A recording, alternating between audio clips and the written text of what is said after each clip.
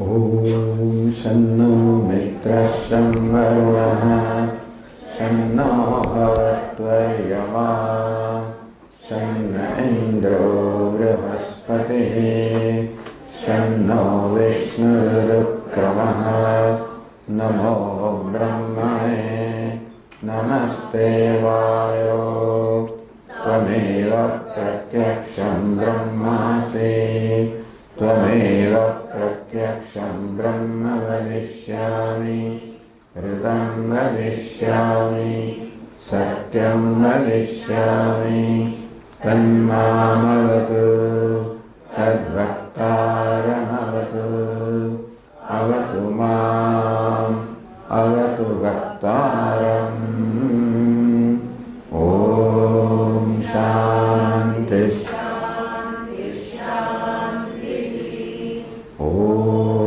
सहनावतु सहनौ भुनक्तु सह वीर्यं करवावहै तेजस्विनावधीतमस्तु मा विद्विषावहै। शान्ति शान्ति शान्तिः। ॐ पूर्णमद पूर्णमिदं पूर्णात् पूर्णमुदच्यते पूर्णस्य पूर्णमादाय पूर्णमेवावशिष्यते। ॐ शान्ति शान्ति शान्तिः। श्रुतिस्मृतिपुराणानाम् करुणालयं नमामि भगवत्पादं शङ्करं लोकशङ्करं शङ्करं शङ्कराचार्यं केशवं बादरायणं सूत्रभाष्यकृतौ वन्दे भगवन्तौ पुनः पुनः। ईश्वरो गुरुरात्मेति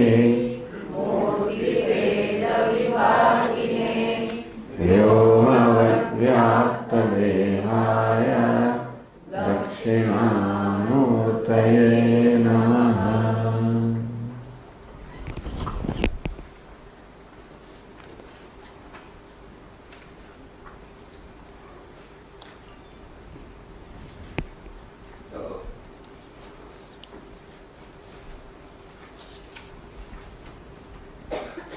न देहस्त्यात्मता युक्ता पूर्व जन्मन्य अभावतः। देह तो आत्मा होई न सके कारण के पूर्व जन्म में देह न હતો तो देह આવ્યો ક્યાંથી? પૂરા આત્મા દેહદમ કર્મ કૃત્વા અદો વપુઃ પ્રાપ્નોતિ। તો પૂર્વના જન્મમાં આત્માએ જીવાત્માએ કર્મ કર્યા એને કારણે દેહ પ્રાપ્ત થયો છે। देह तो प्राप्त थाय देह तो वही पाछो गुमाववामां आवे। देह तो आत्मा थवा योग्य नहीं। ज्यारे आयुर्मरण हेतु मरण योर हेतु प्राणे जीवात्मता उचिता। तो विवेक कैसे कि प्राण ए जीवात्मा होय ए उचित है योग्य है। आयुर्मरण योर हेतु प्राण आयुष्यनो पण हेतु है मरणनो पण हेतु है। હોય તો આયુષ્ય છે પ્રાણ નથી તો મરણ છે એટલે પ્રાણ જે છે એ આયુષ્યનું કારણ છે। તસ્માત સર્વાયુષ્ય મુચ્યતે ઇતિ એટલા માટે પ્રાણને સર્વ આયુષ્ય કહેવામાં આવ્યું। સર્વનું આયુષ્ય કે સર્વ આયુષ્ય કહેવામાં આવ્યું। સ્થિતે પ્રાણે ભવત્યાયુ પ્રાણાપાયે તો હીયતે।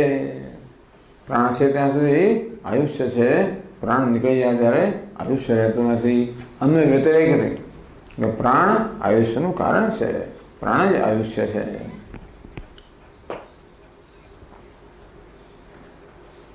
देहात वासनानुत्यै प्राणात्मत्वम् उपास्यताम्।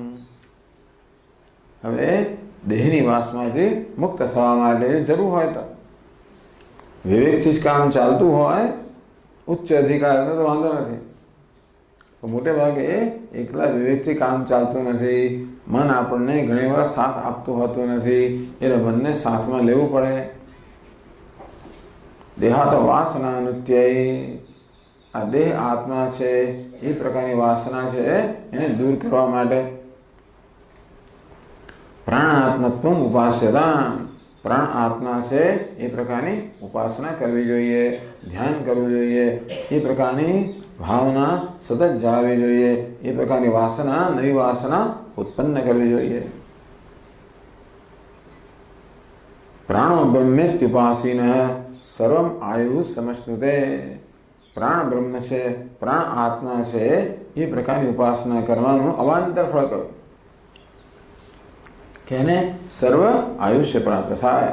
સર્વ આયુષ્ય એટલે શંકરાચાર્ય મહારાજે કહ્યું કે એનું અપમૃત્યુ ના થાય, અથવા તો એને 100 વર્ષનું આયુષ્ય પ્રાપ્ત થાય.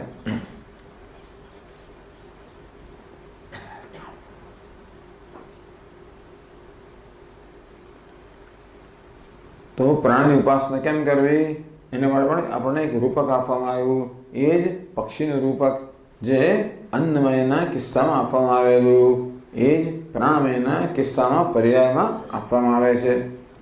પ્રાણોપાન સમાનશ્ચ ઉદાન વ્યાનમ છે વૃત્તય. આ પ્રાણની 5 વૃત્તિઓ છે. પ્રાણ તો કે જે ઉશ્વાસ, અપાન, નિશ્વાસ, સમાન જે સમીકરણ કરે, આગળ પોતે જ કહે છે ઉદાન વ્યાન વૃત્તય. એતાસુ પૂર્વોત્પક્ષ મૂર્ધાદિન પરિકલ્પયેત. પહેલાની જેમ અન્નમયની અંદર જેવી રીતે મૂર્ધા વગેરેની કલ્પના કરેલી, તેવી રીતે આ પ્રાણની ભિન્ન ભિન્ન વૃત્તિઓમાં પણ કલ્પના કરવી જોઈએ. તસ્ય પ્રાણ એવ શિરઃ, વ્યાનો દક્ષિણ પક્ષ, અપાન ઉત્તર પક્ષ, આદેશ નહીં આકાશ આત્મા, પૃથ્વી ઉચ્ચમ પ્રતિષ્ઠા. કલ્પયેત, આ પ્રકારની કલ્પના કરવી જોઈએ અને એ પ્રાણ હું છું એ પ્રકારની ધ્યાન કરવું જોઈએ. આ 5 વૃત્તિઓ જે છે પ્રાણી શું કરે છે દેહમાં? વૃત્તિનામ ફલાન્યાહ પ્રાણાદિનામ પંચાન વૃત્તિનામ ક્રમેણ શ્વાસાદય પંચક્રિયાએતિ પ્રસંગાત કથયતિ. પ્રસંગોપાત કહે છે. હવે ધ્યાન કરવાનું તો સમજ તો પડ્યું ને કે પ્રાણ કોને કહેવાય, અપાન કોને કહેવાય, પ્રાણ અંદર શું કરે છે, અપાન શું કરે છે. એટલે પ્રસંગ આવ્યો છે માટે આ પ્રાણ અપાન વગેરેની દેહમાં શું શું ક્રિયાઓ છે એ પણ આપણને પછીના શ્લોકમાં કહે છે. શ્વાસોધો ગમનમ કૃષ્ણે દેહેન્નસ્ય સમીકૃતિ ઉદ્ગારાદિર્બલમ દેહે ક્રિયાસ્તાસાં ક્રમાદિમાઃ.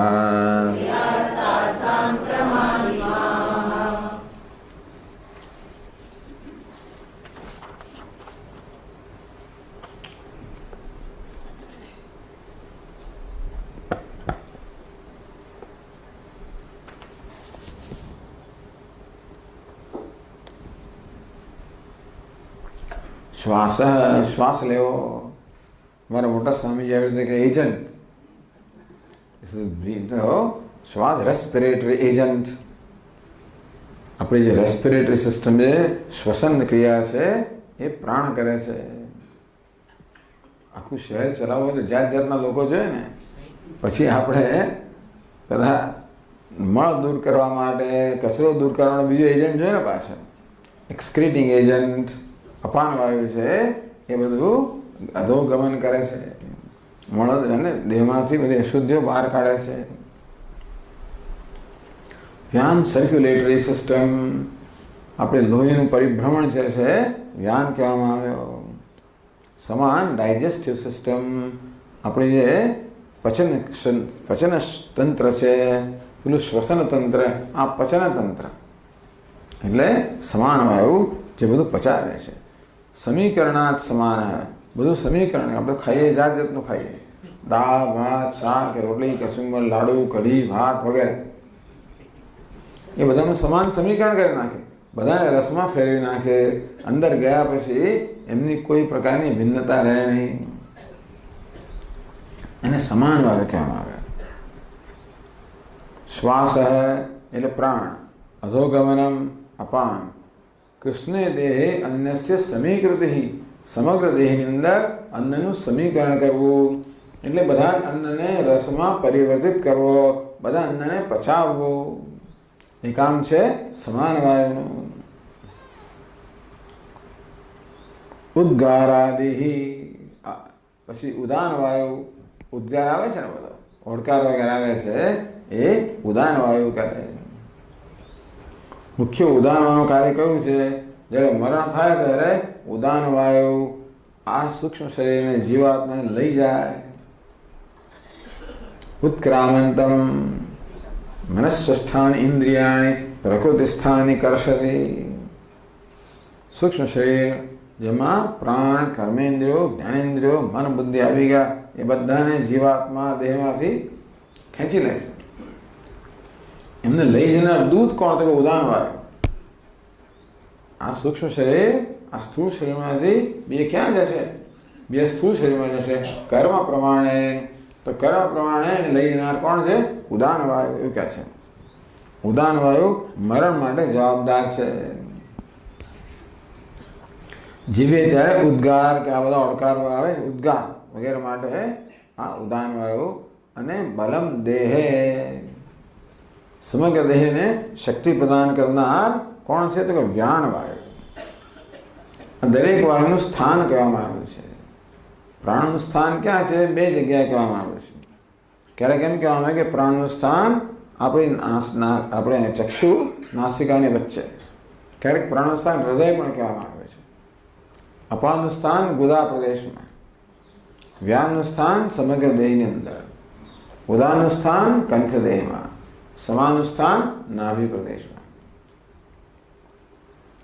આવી રીતે આ સમષ્ટિ વ્યષ્ટિ સ્તર પર ભગવાન આખો વિરાટ પુરુષ છે ને, એના પણ 5 પ્રાણ છે, એવા 5 સ્થાન કહેવામાં આવે. પ્રાણ એ સૂર્ય એટલે પ્રાણવાયુ, પૃથ્વી એટલે અપાન વાયુ. આ બ્રહ્માંડની આસપાસ જે બધો વાયુ છે એ વ્યાન વાયુ.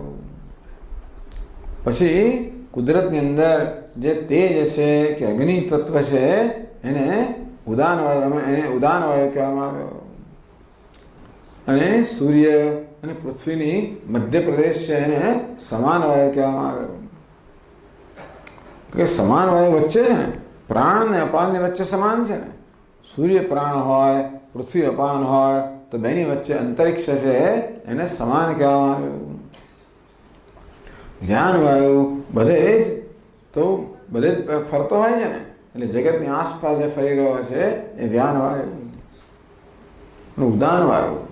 ઉદાન વાયુ હોય ત્યાં સુધી દેહમાં પ્રાણ હોય. દેહ ત્યાર સુધી ગરમ હોય, ઠંડો પડી ગયો એટલે ગયો, ચલા ગયા, ચલે ગયા. એટલે જે આપણી પૃથ્વીને ગરમી આપે છે એ તેજ તત્વ છે, એને ઉદાન વાયુ કહેવામાં આવે. આ પ્રકારે વ્યષ્ટિ અને સમષ્ટિ બંને સ્તરે આ પ્રાણોના સ્થાન કહેવામાં આવ્યા છે.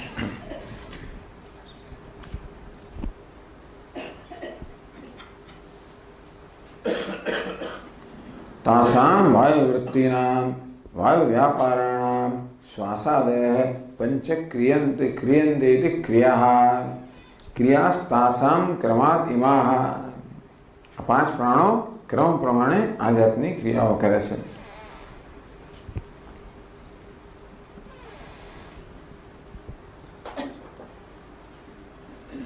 પ્રાણાદિ રૂપ ક્રિયા સમુદાયાત્મક વૃત્તિ સંગમ પ્રાણાદિ પંચવાયુ સંગમ શ્રુતિસ્થ પ્રાણમય પદાર્થમ આત્મત્વેન ધ્યાત્વા. ટૂંકમાં પ્રાણ, અપાન, વ્યાનથી આપણે શું સમજવું? આ 5 ક્રિયાઓ સમજવાની. પ્રાણથી શ્વાસની ક્રિયા સમજવાની, અપાનથી નિશ્વાસની ક્રિયા સમજવાની. પેલો વાયુ નહીં સમજવાનો. એ કહે છે પ્રાણાપાનાદિ રૂપ ક્રિયા સમુદાયાત્મક વૃત્તિ સંગમ. આ 5 પ્રાણ છે એને પ્રાણ રૂપે એટલે કે વાયુ રૂપે નહીં જોવાનો, પણ જે 5 ક્રિયાઓ થઈ રહી છે એ ક્રિયાઓ રૂપે આ 5 પ્રાણને જોવાનો. એ વાત કહે છે 57મા શ્લોકમાં કહે છે બધું પ્રાણની પંચ વાયુ સંગમ.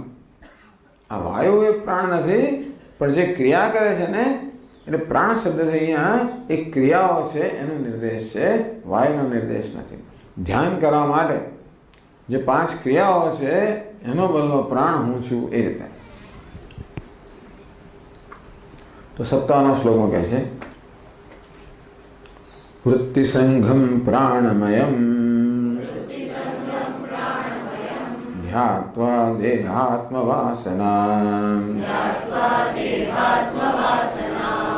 સંત્યજ્યાથ પ્રાણમય પ્રાણમયે સંત્યજ્યાથ પ્રાણમયે त्यजे देहवदात्मताम्.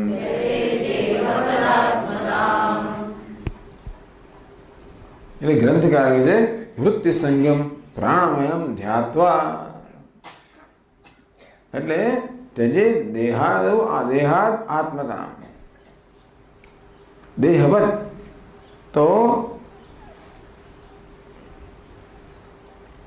જેવી રીતે બહારના પુત્ર મિત્ર વગેરેમાંથી મુક્ત થવા માટે આપણે દેહનું ધ્યાન કર્યું, તેવી રીતે દેહ જો આત્મા છે એની વાસનાથી મુક્ત થવા માટે પ્રાણ આત્મા છું એવું ધ્યાન કરવું જોઈએ. એટલે પ્રાણ કોને કહેવાય? વૃત્તિ સંગમ પ્રાણમયમ ધ્યાન. આ પ્રાણમય જે છે એટલે દરરોજ પ્રાણો તસ્ય પ્રાણ એવ શિર વ્યાનો દક્ષિણ પક્ષ. પ્રાણ એનું મસ્તક છે, વ્યાન જમણી પાંખ છે, પછી અપાન ઉદાન ડાબી પાંખ અપાન, અને આકાશ વ્યાન આકાશ સમાન અને ઉદાન. આ પ્રકારે એટલે એ વાયુ નહીં સમજવાના, પણ ક્રિયાઓ સમજવાની. વૃત્તિ સંગમ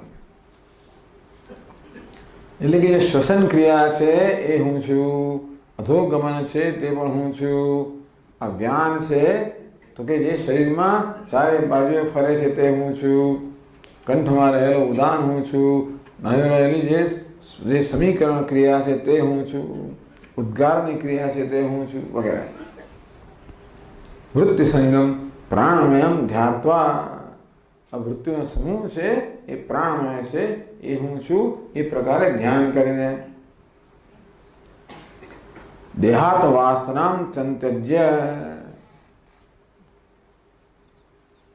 આમ દેહાત વાસના દેહમાં જે આત્મવાસના છે એનો ત્યાગ કરો, પ્રાણમાં આત્મવાસના જન્માવીને. હવે શું કરો? અથ પ્રાણમય त्यजे देहवत प्राणमय आत्मताम त्यजे. આ પ્રાણની અંદર આત્મતા સ્થિત થઈ ગઈ પછી કહે છે હવે એક પગલું આગળ વધો. આપણને તો યો વેદ નિહિતમ ગુહાયા છે, ગુહાના અંદરના ભાગમાં લઈ જવા છે. ત્યાં બ્રહ્મ રહેલું છે. બ્રહ્મ ક્યાં છે? ગુહાની અંદર રહેલું છે. ગુહા કઈ છે? આ 5 કોષ છે એ જ ગુહા છે. દેહાદ અભ્યંતર પ્રાણ, દેહની અભ્યંતર પ્રાણ છે, એની અભ્યંતર મન છે, તથા કર્તા એટલે બુદ્ધિ છે, તતો ભોગતા. ગુહાશયમ પરંપરા. આ પ્રકારે આ પરંપરા દ્વારા 5 કોષની ગુહા છે. એ છે ગુહામાં પણ લઈ જવા છે, અંદર લઈ જવા છે. એટલે હવે આપણે પ્રાણ સુધી તો આવ્યા, પછી પ્રાણમય આત્મતામ ત્યજે દેહવત. જે દેહમાં આત્મતાનો ત્યાગ કર્યો તેવી રીતે પ્રાણમાં પણ આત્મતાનો ત્યાગ કરવો જોઈએ.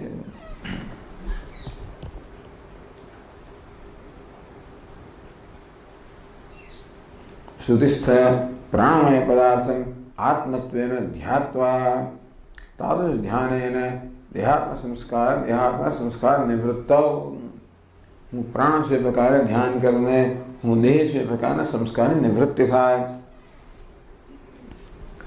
દેહવત પ્રાણમય આત્મતામ વિચારપૂર્વકમ. આગળ વિચાર કરવાનો.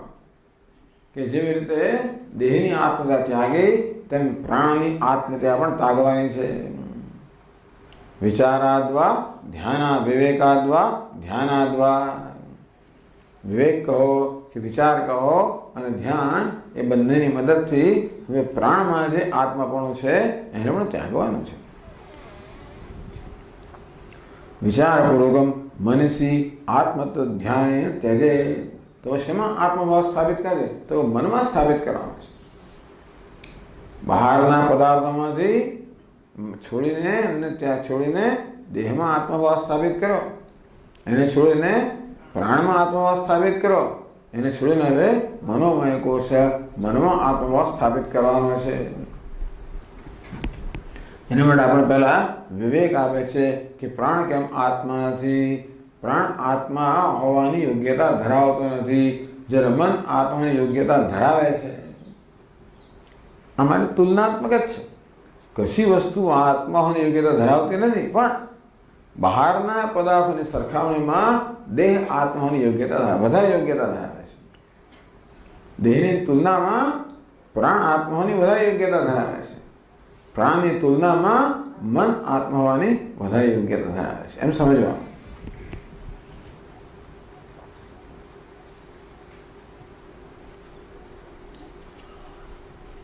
તો હવે આપણે આગળ વાંચીએ ઉપનિષદમાં. ચાલો આગળ.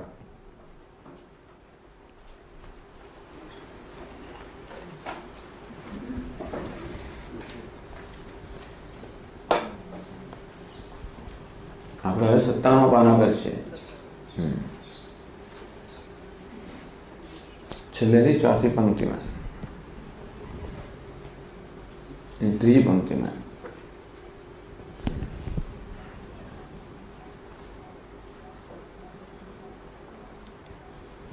તસ્માદ્વા એતસ્માत् પ્રાણમયાत्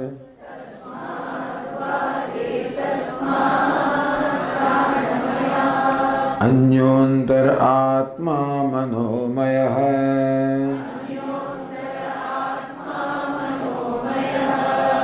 મનોમયઃ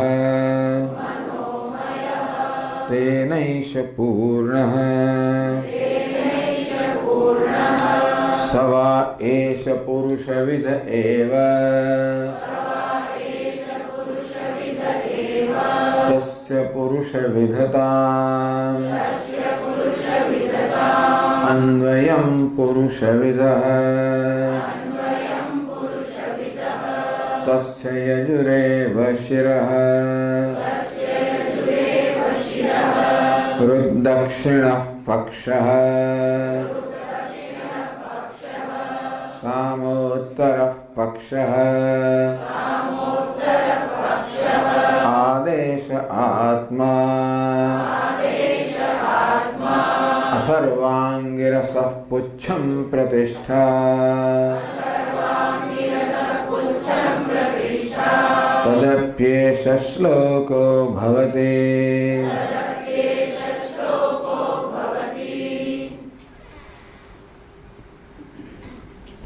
તસ્માદ્વા એતસ્માत् પ્રાણમયાत्.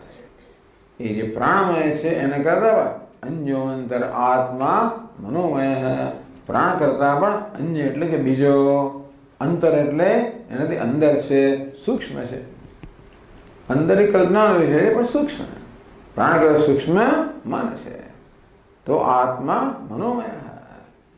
તો દેહરૂપી આત્માની અંદર એક બીજો આત્મા છે પ્રાણમય. એની અંદર બીજો આત્મા છે મનોમય. મનોમયના આત્મા કહ્યું એટલે પેલા બે અનાત્મા થઈ ગયા. દેહના આત્મા કયો એટલે બહારની વસ્તુ અનાત્મા થઈ ગઈ. પ્રાણને આત્મા કયો દેહ અનાત્મા થઈ ગયો.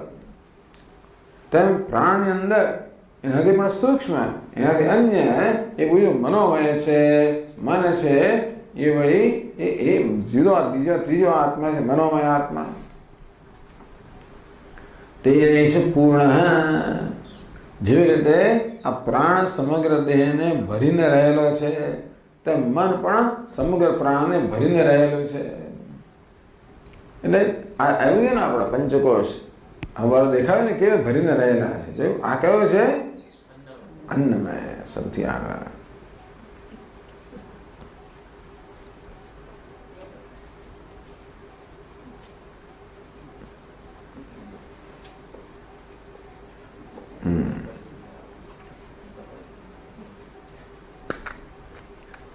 અન્નમય. એનાથી આગળ બીજો હવે કયો છે? પ્રાણમય. ચાલો,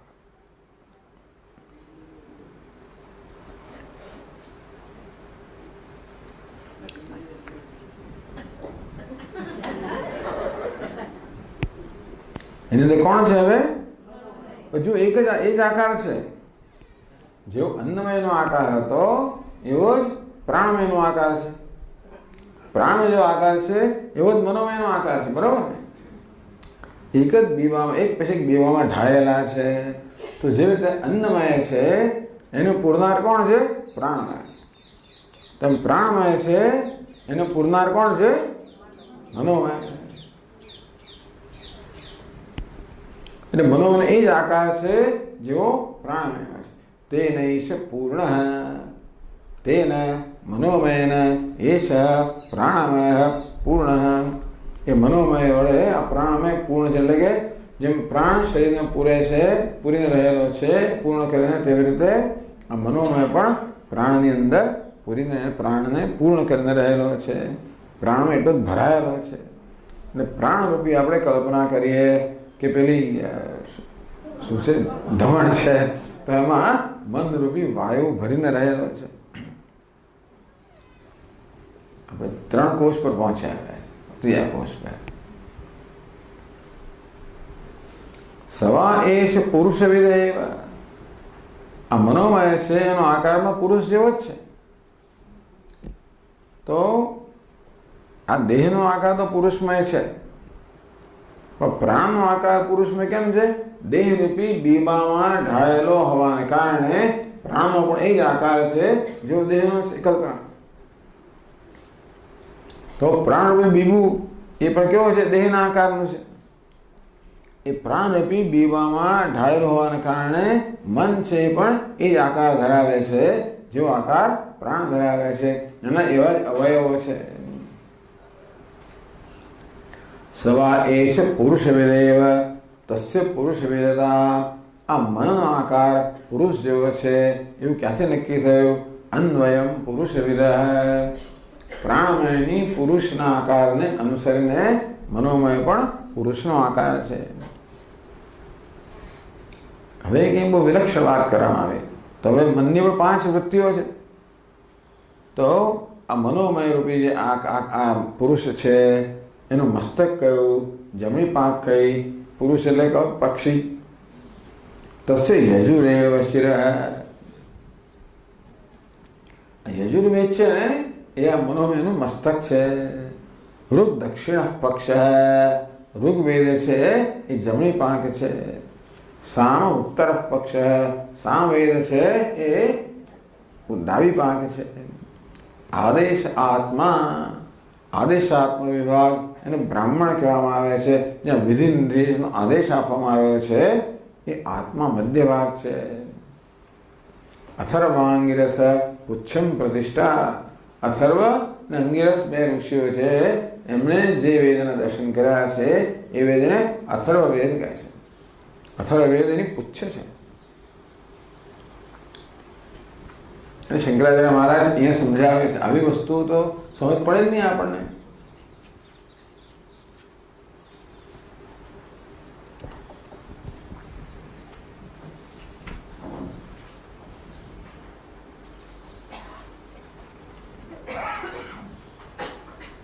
મનઃ ઇતિ સંકલ્પ વિકલ્પાત્મકમ અંતઃકરણમ.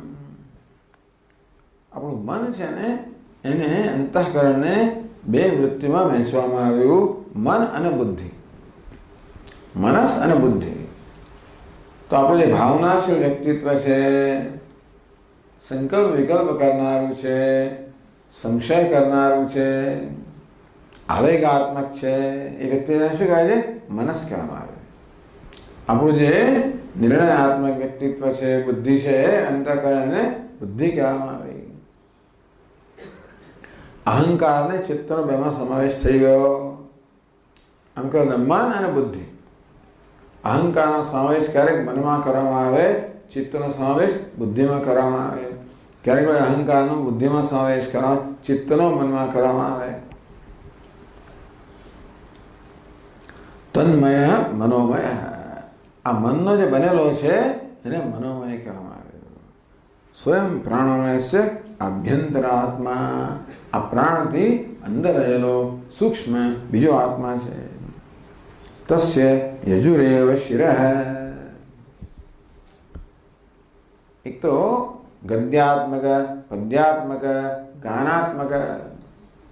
ઋગ્વેદ છે ને એની રૂચિ 4 વેદ છે. ઋગ્વેદ, યજુર્વેદ, સામવેદ, અથર્વવેદ. તો ઋગ્વેદની વિશેષતા શું છે? એમાં ઋચાઓ છે જે બધી મંત્રાત્મક છે, પદ્યાત્મક છે. પદ્યની શ્લોકોની બનેલી છે, છંદોબદ્ધ છે. ઋગ્વેદના મંત્રો છંદોબદ્ધ છે. 7 છંદ છે ઋગ્વેદની અંદર. ગાયત્રી, ઉષ્ણિક, અનુષ્ટુપ, ત્રિષ્ટુપ વગેરે 7 છંદ છે. આ છંદોની અંદર ઋગ્વેદના બધા મંત્રો રચાયેલા છે, છંદોબદ્ધ છે. એટલે કેવું છે? પદ્યાત્મક છે. યજુર્વેદ છે ને એના મંત્રો ગદ્યાત્મક, છંદબદ્ધ નથી. આ એવું તૈત્રીય ઉપનિષદ કેવું છે? છંદબદ્ધ નથી. આપણે સ્વર પ્રમાણે ગાઈએ છીએ, કોઈ અનુષ્ટુપ છંદ કે એવું કોઈ છંદ નથી. એટલે યજુર્વેદ મંત્રો કેવા છે? ગદ્યાત્મક છે. તો સામવેદ કેવો છે? ગાનાત્મક. ઋગ્વેદના કેટલા મંત્રોનો સામવેદમાં સમાવેશ થયો છે, એમને ગાવામાં આવે છે. હા વુહા વુહા વુ એવી રીતે ગાય. આપણે એટલું આવડે છે, પણ ગાનાત્મક. મુખ્યત્વે ઋગ્વેદના જ મંત્રો છે કેટલાક, એ જ સામવેદમાં છે. એને ગાય લોકો, ગીતિ, એને સામવેદ કહેવામાં આવે. અને ચોથો છે અથર્વવેદ. તો આ યજુર્વેદ છે એ મસ્તક છે. કહે છે કે આ પાછું છે કે વંચાય. હા એ તો ખરું. પછી શું છે? યજુર્વેદે અનિયત અક્ષર પાદ અવસાનો મંત્ર વિશેષ. ટૂંકમાં એક મંત્રમાં કેટલા ચરણ હોય, કેટલા શબ્દો હોય, કેટલા અક્ષર હોય, એનો કોઈ નિયમ નથી. જેમ અનુષ્ટુપ છંદ તો નિયમ હોય કે એને 4 ચરણ હોય, પ્રત્યેક ચરણમાં 8 અક્ષરો હોય, વર્ણ હોય, એવો નિયમ છે. એની પછી એની પણ આગળ નિયમ છે કયો રસ્વ દીર્ઘની કેવી વ્યવસ્થા હોવી જોઈએ, તે પ્રમાણે છંદ બને. કોઈ વ્યવસ્થા વગર આપણે બોલે, અત્યારે જે બોલી છે એમાં કોઈ વ્યવસ્થા નથી. હું જે બોલી રહ્યો છું કેવું છે? ગદ્યાત્મક.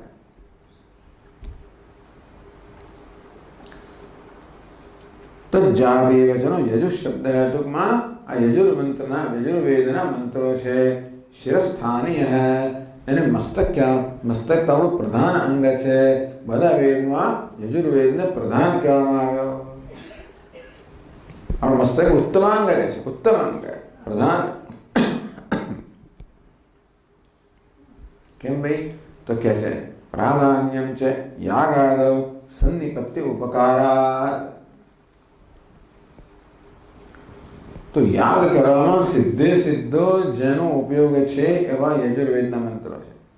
આમ તો ઋગ્વેદના મંત્રોનો પણ યાગમાં એમાં વિનિયોગ છે, સામવેદના પણ છે, બધા મંત્રો છે. પણ સૌથી સીધે યાગ એટલે શું? દેવતાને ઉદ્દેશ્યને દ્રવ્ય ઇન્દ્રાય સ્વાહા, એને યાગ કહેવાય. એમાં જે મંત્રો સ્વાહા કહીને જે મંત્રો બોલવાય છે એ યજુર્વેદના મંત્રો છે. યાગમાં પ્રધાન સ્થાન કોનું છે? યજુર્વેદનું. મળે એને શિર, મસ્તક કહેવામાં આવે. તસે યજુરેવ શિરઃ.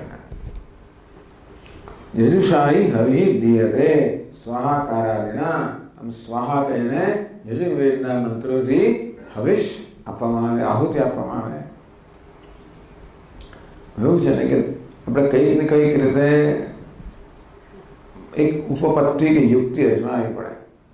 બધામાં યુક્તિ ચાલતી નથી હોતી. એટલે ભાઈ શંકરાચાર્ય આટલી યુક્તિ આપી કે ભાઈ યજુર્વેદ કેમ શિર કેમ પ્રધાન છે. એટલે વાચિનિકા શિર આદિ કલ્પના સર્વત્ર, અથવા તો કારણ કે ઉપનિષદ કહ્યું માટે સ્વીકારી લેવાનો. બસ આ મસ્તક છે એટલે મસ્તક છે, કેમ નહીં છે કહ્યું એટલે છે.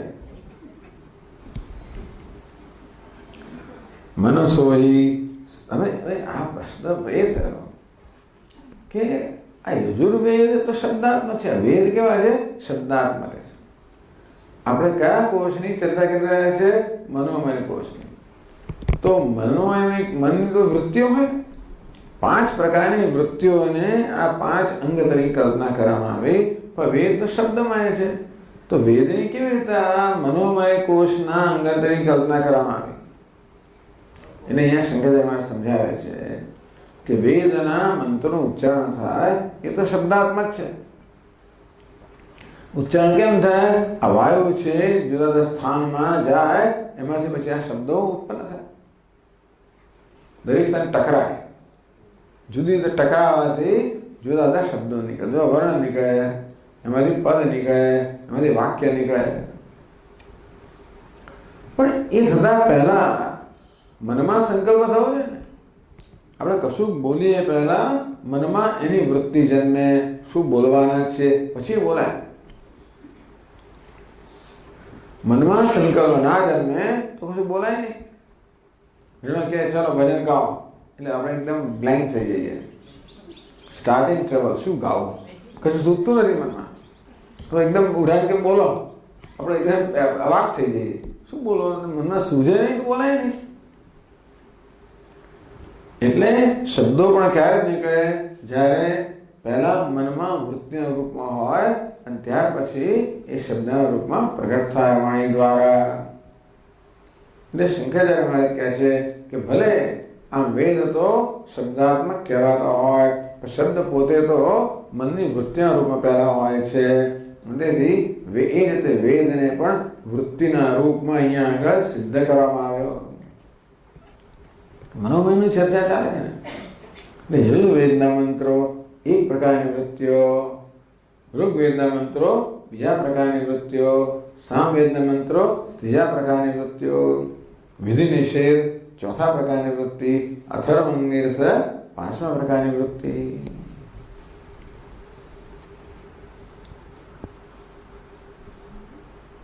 એ કહે છે મનસોહી સ્થાન પ્રયત્ન નાદ સ્વર વર્ણ પદવાક્ય વિષયા તત્સંકલ્પાત્મિકા તદ્ભાવેતા વૃત્તિ શ્રોત્ર કર્ણ દ્વારા યજુ સંકેત વિશિષ્ટા યજુ ઇતિ ઉચ્યતે. પહેલા મનમાં એ પ્રકારની વૃત્તિ જન્મે અને પછી એ મુખમાંથી પ્રગટ બોલાય અને કાનમાં સંભળાય. એવં સામ છે એવં છે મનોવૃત્તિત્વે મંત્રાણામ વૃત્તિ એવા આવર્ત્યતે. તમારો માનસ જપ કરવો હોય, ધારો કે પુરુષ સૂક્તનો કે કશાનો માનસ જપ કરવો હોય વેદનો, તો મનમાં કરો તો વૃત્તિના રૂપમાં તો જ થાય ને.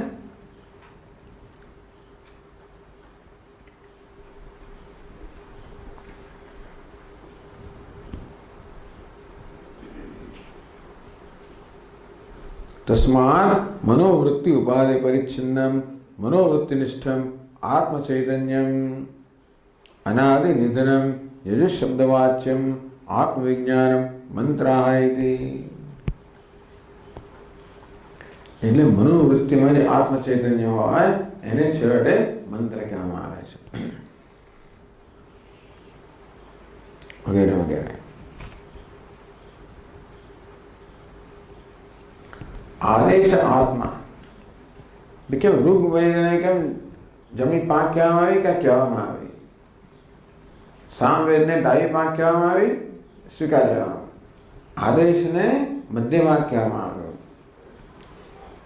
આદેશત્ર બ્રાહ્મણમ એટલે મંત્ર ભાગ છે, આ બ્રાહ્મણ ભાગ છે, એને મધ્ય ભાગ કહેવામાં આવ્યો. અથર્વણ અંગિરસા દૃષ્ટા મંત્ર બ્રાહ્મણમ છે. અથર્વાંગિરસમાં એના મંત્રો અને બ્રાહ્મણ બધું મળીને શાંતિક પૌષ્ટિકાદિ પ્રતિષ્ઠા હેતુ કર્મ પ્રધાનત્વાદ. યજુર્વેદના મંત્રોમાં શાંતિ પુષ્ટિ આ બધું પ્રાપ્ત કરવા માટે અથર્વવેદના મંત્રો મુખ્યત્વે આ શાંતિ પુષ્ટિ વગેરે પ્રાપ્ત કરવામાં આવે છે, એની પ્રતિષ્ઠા મળે. એના માટે અથર્વવેદને પ્રતિષ્ઠા કહેવામાં આવી. ચાલો હવે આ વાત સમજાવે છે અહીંયા ગ્રંથકાર.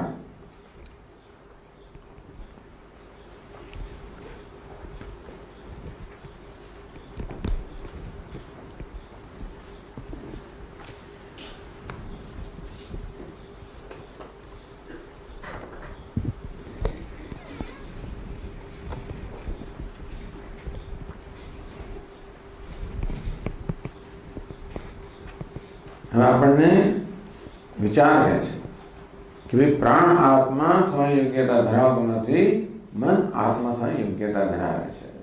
58મા શ્લોકમાં કહે છે વિચાર દર્શયન તસ્માદ એતસ્માત પ્રાણમયાત અન્યોંતરાત્મા મનોમય ઇત્યાદિ ઇતિ આદિ અથર્વાંગિરસ પુચ્છમ દંતામ.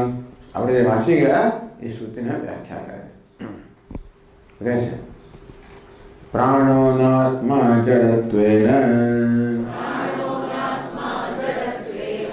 ચેતનસ્યાત્મતો ચિતા मनस्तु चेतनत्वेन सर्वस्य प्रतिभासना.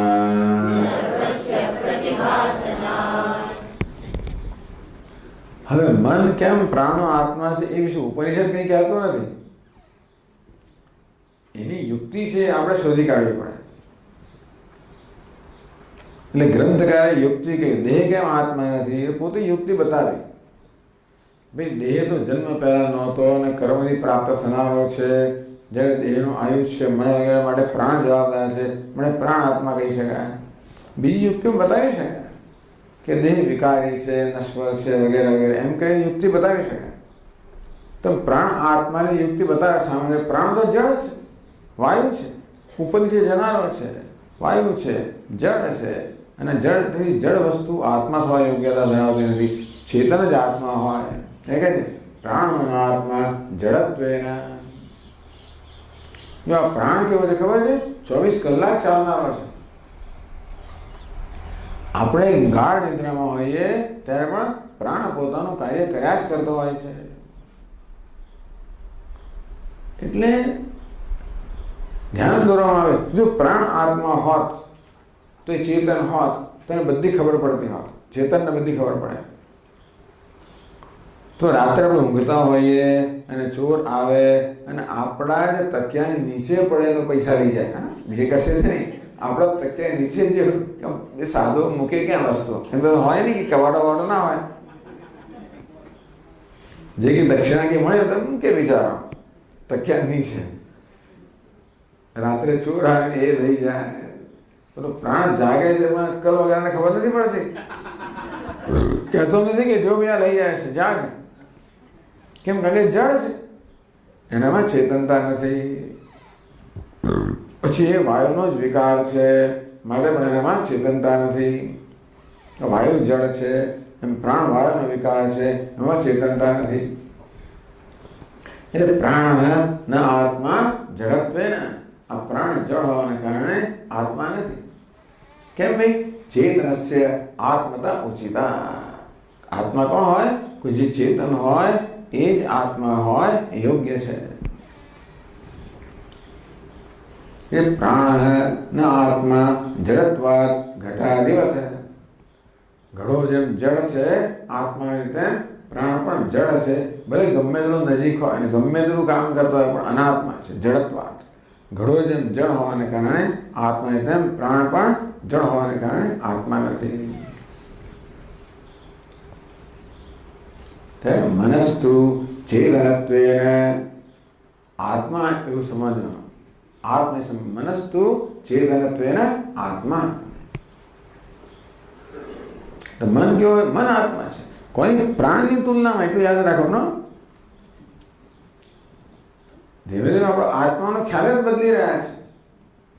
આત્મા વિશ્વનો આપણા ખ્યાલમાં પરિવર્તન આવી રહ્યું છે. એ જગતની વસ્તુ છે. પહેલા પુત્રના આત્મા માનવામાંથી પરિવર્તન આવીને આ દેહ આત્મા છે. એ માન્યતા પરિવર્તન આવીને પ્રાણ આત્મા છે. હવે પરિવર્તન લાવવા માંગે છે. મન આત્મા છે. કેમ? ચેતનત્વેન. મનસ્તુ ચેતનત્વેન આત્મા. મન તો ચેતન હોવાને કારણે આત્મા છે. મન વળી ચેતન ક્યાંથી થઈ ગયું? પ્રાણની સરખામણીએ ચેતન કહેવાય. કેમ? સર્વસ્ય પ્રતિભાસનાत् ચેતનત્વ રૂપમ હેતુ ઉપાદયતિ. ભાઈ મનને આપ ચેતન કયા હેતુથી કહો છો? તો કહે છે સર્વસ્ય પ્રતિભાસનાत्. એ બધાને ઉજાડાય છે. મન શું કરે છે? બધા વિષયોને પ્રકાશિત કરનાર છે. પ્રાણ કશું પ્રકાશિત કરતો નથી, તો મન પ્રકાશિત કરે છે અને માટે એ મન આત્મા હોવાની યોગ્યતા ધરાવે છે. કેવી રીતે પ્રકાશિત કરે છે મન? મનસ બાહ્યાભ્યંતર સર્વાર્થ અવભાષકત્વ રૂપમ ચૈતન્ય સાધકમ હેતુ. તો મનને ચૈતન્ય કેમ કહો છો? કારણ કે એ બહારના અને અંદરના બધા વિષયોને પ્રકાશિત કરનાર મન છે. એ વાત 59માં શ્લોકમાં કહે છે.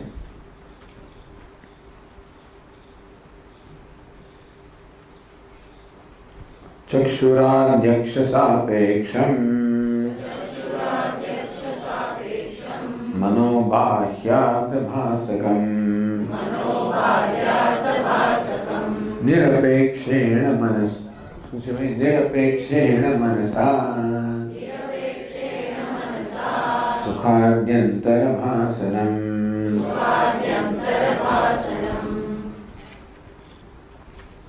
મન બાહ્યાર્થ ભાસકમ. અર્થ એટલે વિષયો.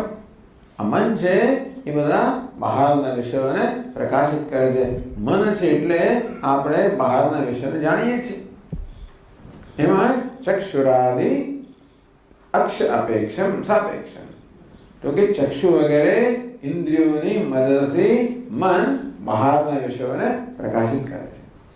તો મન પ્રકાશિત કરે છે, એકલું ચક્ષુ પ્રકાશિત ન કરી શકે. જો મન ચક્ષુની પાછળ ન હોય તો એકલું ચક્ષુ આપણે જોઈ શકતા નથી. વસ્તુ સામે પડે તો દેખાય. જો મન આપણા બેધ્યાન હોય તો ભલે સ્વામી ગમે એટલે મોટેથી શબ્દ બોલતા હોય ને, આપણે અમે વોલ્યુમ વધારે રાખીએ, છતાંય પણ જો આપણું ધ્યાન ન હોય તો આ શબ્દો આમ કાનમાં પડે પણ સંભળાય નહીં. અન્વય વ્યતિરેકથી. એટલે ખરેખર સાંભળો શબ્દ સાંભળો શેને કારણે બને છે? આ મન શબ્દોને પ્રકાશિત કરે ઇન્દ્રિય દ્વારા. ઇન્દ્રિય ના તો ના સંભળાય. મન હોય પણ કાન ના ચાલતો હોય તો ના સંભળાય તો ખરો, પણ કાન હોય પણ મન ના હોય તો પણ ના સંભળાય.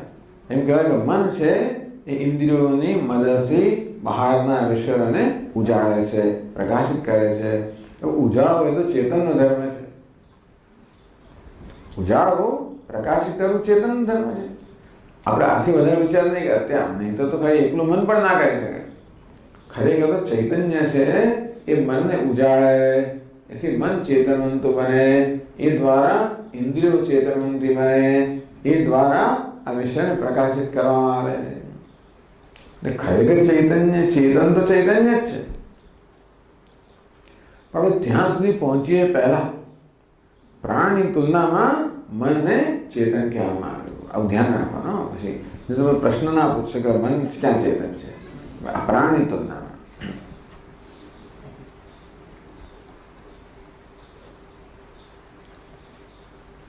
નિરપેક્ષણ. અને આ ચક્ષુ વગેરે ઇન્દ્રિયોની મદદ વગર, અપેક્ષા વગર, સહાય વગર મનસા સુખાદિ અંતર્ભાસનમ આંતરભાસનમ. આપણી વૃત્તિઓને સુખ દુઃખ આ જોવાની વસ્તુ નથી. આ સુખ દુઃખ આપણે જોતા નથી. કામ ક્રોધ આ બધી વસ્તુ જોતા નથી. આપણે જાણીએ છીએ. એને કોણ ઉજાળે છે? મન ઉજાળે છે. ખરેખર તો આ વૃત્તિઓ સાક્ષીભાસ છે કહેવાય. એટલે સાક્ષી ઉજાળે છે, પણ હજી સાક્ષી પર આપણે પહોંચ્યા નથી. ત્યાં સુધી કોણ ઉજાળે છે? મન ઉજાળે છે. ટૂંકમાં અંદર સુખ દુઃખ કામ ક્રોધ જે જાતે મન, એટલે પછી કામ સંકલ્પ વિચિકિત્સા શ્રદ્ધા અશ્રદ્ધા આ બધી વૃત્તિઓ જન્મે છે. આપણે જાણીએ છીએ ને, એ કોણ ઉજાળે છે? મન પોતે જ ઉજાળે છે. એમાં ઇન્દ્રિયોની સહાયની કોઈ જરૂર નથી. એટલે ઇન્દ્રિયોની સહાયથી મન બહારના પદાર્થોને ઉજાળે છે.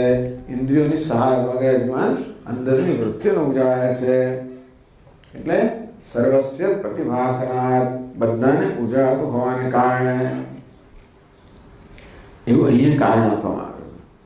બાકી એમ કહી શકાય પ્રાણ આત્મા નથી, કે મન છે પ્રાણનું નિયામક છે. મન કે પ્રમાણે પ્રાણ ચાલતો હોય છે. મન કે ચલો પગ ઊભા થાવ, આપણે બેઠા છે આરામથી ને બેલ વાગ્યો, આવે ઉઠવું પડે. પણ મન કે પ્રાણને ચાલ ઊભો થા, ઊભો થા, હાથને કે લાંબો થા, ખોલ, વગેરે વગેરે. આ બધા આદેશ કોણ આપે? મન આપે. જો ના આપે ને તો પ્રાણ તો ઊભો જ ના થાય. મન આદેશ ના આપે તો પેલો ઊભો થાય નહીં, ઊભો થાય તો ચાલે નહીં, ચાલે તો ખોલે નહીં, ખોલે તો જુએ નહીં, વગેરે વગેરે. એટલે પ્રાણને આદેશ આપનાર કોણ છે? મન. પ્રાણનું નિયામક કોણ છે? મન. તો જે નિયામક હોય, સૂક્ષ્મ હોય, આંતર હોય, એને આત્મા કહેવાય. એ દ્રષ્ટિએ મન પ્રાણનો આત્મા છે, એ પણ દલીલ કરી શકાય.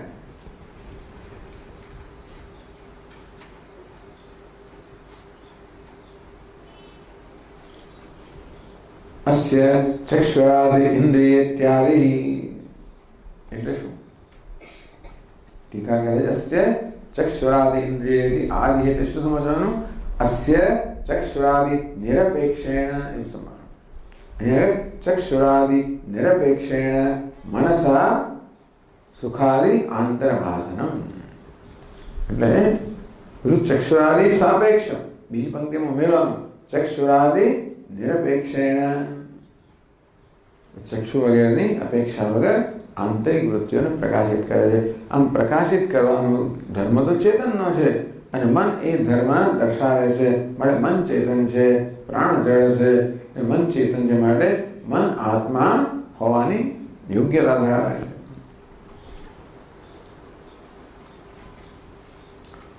પૂર્વદેવ પ્રાણાત્મત્વ ત્યાગાર્થમ મનસ ઉપાસનમ.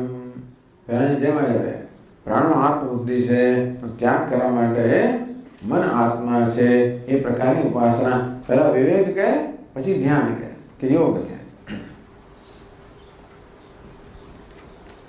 મનસ આત્મત્વમ બુદ્ધ્વા પ્રાણાત્મતા સંસ્કાર વૃત્તે વૃત્તિ નામકૈ શિર આદિભિ પંચભિ અવયવૈ વિશિષ્ટમ પક્ષિત્વેન કલ્પિતમ આત્મત્વેન ધ્યાયેત.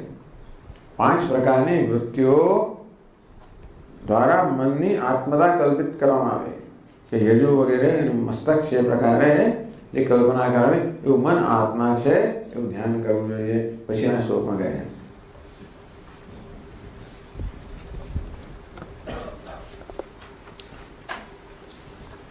આત્મત્વમ મનસો બુદ્ધ્વા त्यक्तुं प्राणात्मवासनां उपासीत मनस्तच्च वृत्त्याख्यावयवैर्युतम्.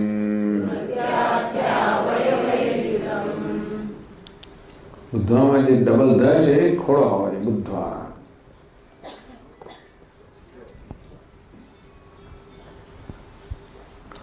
આત્મત્વમ મનસો બુદ્ધ્વા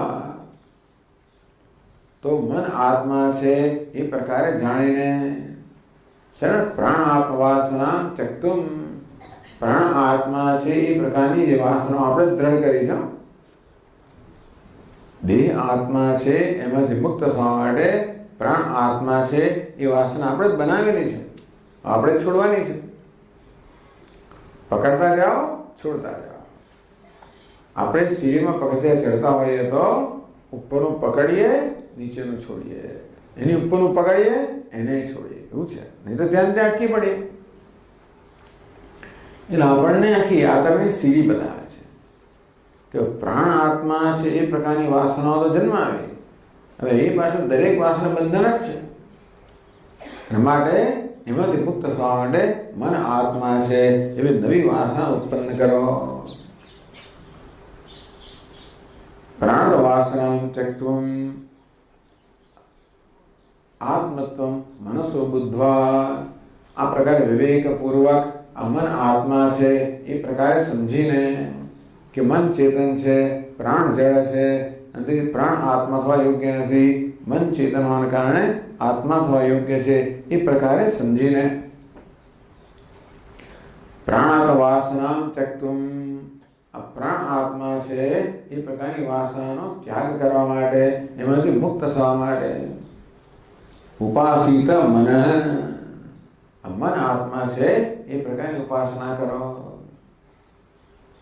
એ મન કેવું છે? તચ્ચ વૃત્યાખ્ય અવયવૈ યુતમ. આ મન જે છે એ 5 અવયવોનું બનેલું છે. દરેક અવયવ છે વૃત્તિના રૂપમાં. મન તો વિચારનું બનેલું છે. વૃત્તિ કહો, વિચાર કહો, મન શેનું બનેલું છે? વિચારનું બનેલું છે. અથવા કે વૃત્તિઓનું બનેલું છે. આપણા એક પછી વૃત્તિઓ ઉઠતી હોય ને, વિચારો ઉઠે કે વૃત્તિઓ ઉઠે. આ બધી વૃત્તિઓને 5 ભાગમાં વહેંચી નાખે. અથવા એની વિશેષ વૃત્તિઓ છે એને અહીંયા મનોમય કહેવામાં આવે. એટલે આ તો અઘરું પડી જાય. ખાલી ગમે તે વૃત્તિ મન છે એવું નહીં, પણ યજુર્વેદના મંત્રોથી ઉચ્ચાર માટે જે મનમાં સંકલ્પ જન્મે એ મસ્તક છે. ઋગ્વેદના મંત્રો ઉચ્ચારણમાં જે પ્રકારનો સંકલ્પ જન્મે એ જમણી પાંખ છે. સામવેદના ઉચ્ચાર માટે જે પ્રકારની વૃત્તિ જન્મે એ ડાબી પાંખ છે. બ્રાહ્મણ છે એના ઉચ્ચાર માટે જે વૃત્તિ જન્મે એ મધ્ય પાંખ છે. અથર્વવેદના ઉચ્ચાર માટે જે વૃત્તિ જન્મે એ પૂંછ છે. ઉપાસિત મનસ્તચ્ચ વૃત્યાખ્ય અવયવૈ યુતમ. આ મન પણ પેલી 5 વૃત્તિઓ રૂપી અવયવનું બનેલું છે. વૃત્યાખ્ય એટલે શું? વૃત્તિ નામકૈ શિર આદિભિ પંચભિ અવયવૈ વિશિષ્ટમ. 5 અવયવોથી આ વિશિષ્ટ થયેલું મન. પક્ષિત્વેન કલ્પિતમ. જેમ દેહની પક્ષીરૂપી કલ્પના કરવામાં આવી, પ્રાણની પક્ષીરૂપે કલ્પના કરવામાં આવી, એમ મનની પણ પક્ષીરૂપે કલ્પના કરવામાં આવી. એનો જ આકાર એ બીબામાં ઢાળેલા, એકના એક બેમાં ઢાળેલા. એટલે મનની પણ પક્ષીરૂપે કલ્પના કરવામાં આવે છે.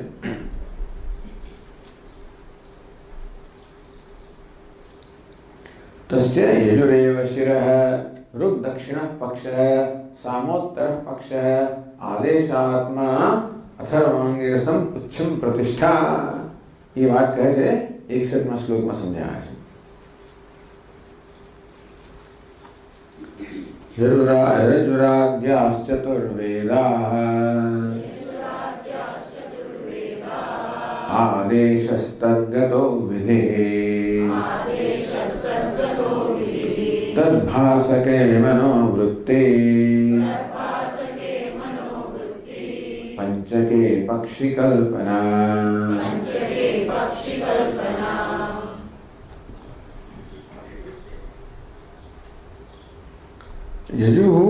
યજુરાદય ચતુર્વેદા.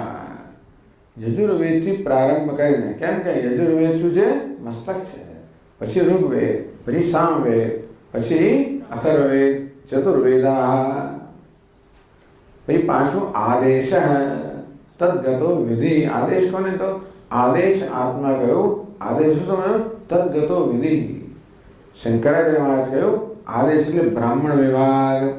અહીં કહે છે કે બ્રાહ્મણ વિભાગમાં જે વિધિ નિષેધ વાક્યો, વિધિ વાક્યો છે એ આદેશ કરે ને.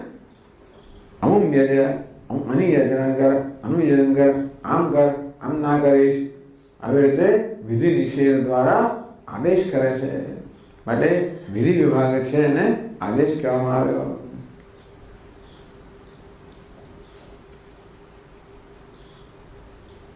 રુદ્રાદ્યા આદ્ય શબ્દેન વૃક્ષામ અથર્વવેદા ગ્રાહ્યા વિધિ ચતુર્વેદગત યજેત ઇત્યાદિ વાક્યમ. બ્રાહ્મણો યજેત એને શું કહે? વિધિ. કે બ્રાહ્મણે આ યાગ કરવો જોઈએ. આ પ્રકારે જે વિધિ વાક્યો છે. પછી શું? તિંગતવ્ય, લિંગ લોટતવ્ય. લિંગ લોટતવ્ય. આ કાળની અંદર લિંગ લોટ એ કાળમાં અને તવ્ય પ્રત્યે લાગે હોય. આત્મા વડે દ્રષ્ટવ્ય વિધિ થઈ ગયો. બ્રાહ્મણ એટલે ઉપાસિત એ પણ વિધિ થઈ ગયો. બ્રાહ્મણ યજેત વિધિ થઈ ગયો. એટલે આ પ્રકારની રચનાવાળા જે ક્રિયાપદો જેમ પ્રાપ્ત થતા હોય એને વિધિ વાક્ય કહેવામાં આવે. એ વાક્યો જે છે એ આદેશ મધ્ય ભાગ છે.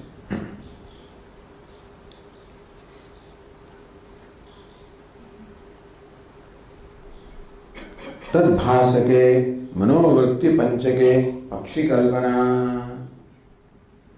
તદ્ભાસકે યજુરાદિ વિષયકે. એ બધા શબ્દો છે ને એને પ્રકાશિત કરનાર, જે એટલે મનને ભાષક કહ્યું. સર્વસ્ય પ્રતિભાસનાથ, મનને ચેતન કરો કે મન બધાને પ્રકાશિત કરે. તેવી રીતે આ બધા વેદના મંત્રો છે એને પ્રકાશિત કરનાર કોણ છે? મન છે ને. તદ ભાષકે. તો યજુર્વેદ હોય, ઋગ્વેદ હોય, આ બધા મંત્રો પહેલા સંકલ્પના રૂપમાં હોય. એ સંકલ્પ પ્રકાશિત કરનાર મન છે એવું કહેવામાં આવ્યું. અંદરની વૃત્તિઓને પ્રકાશિત કરનાર મન છે. તો યજુર્વેદ તદ ભાષકે મનોવૃત્તિ પંચકે પક્ષી કલ્પના. યજુર્વેદે શું સમજવાનું? યજુર્વેદને પ્રકાશિત કરનાર વૃત્તિ. ઋગ્વેદ, સામવેદ, આવેશ, અથર્વવેદ વગેરે આ વેદના મંત્રોને પ્રકાશિત કરનાર વૃત્તિ એ સમજવાની. એવી 5 પ્રકારની વૃત્તિઓ, એ 5 એના અંગ છે. અને એવી રીતે મનોમય આત્મા બનેલો છે. એ હું છું. એ પ્રકારે ધ્યાન કરવું જોઈએ.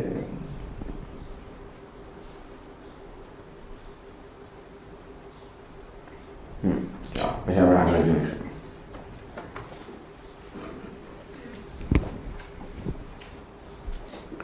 ઓમ પૂર્ણમદ પૂર્ણમિદં પૂર્ણાત પૂર્ણમુદચ્યતે પૂર્ણસ્ય પૂર્ણમાદાય પૂર્ણમેવાવશિષ્યતે. ઓમ શાંતિ શાંતિ શાંતિ. શંકરં શંકરાચાર્યં કેશવં બાદરાયણં સૂત્રભાષ્યકૃતૌ વંદે ભગવन्तौ પુનઃ પુનઃ. ઈશ્વરો ગુરુરાત્મેતિ મૂર્તિભેદવિભાગિને વ્યોમવદ્વ્યાપ્તદેહાય દક્ષિણામૂર્તયે નમઃ. ઓમ શાંતિ શાંતિ શાંતિ. હરિ ઓમ. શ્રી ગુરુભ્યો નમઃ. હરિ ઓમ.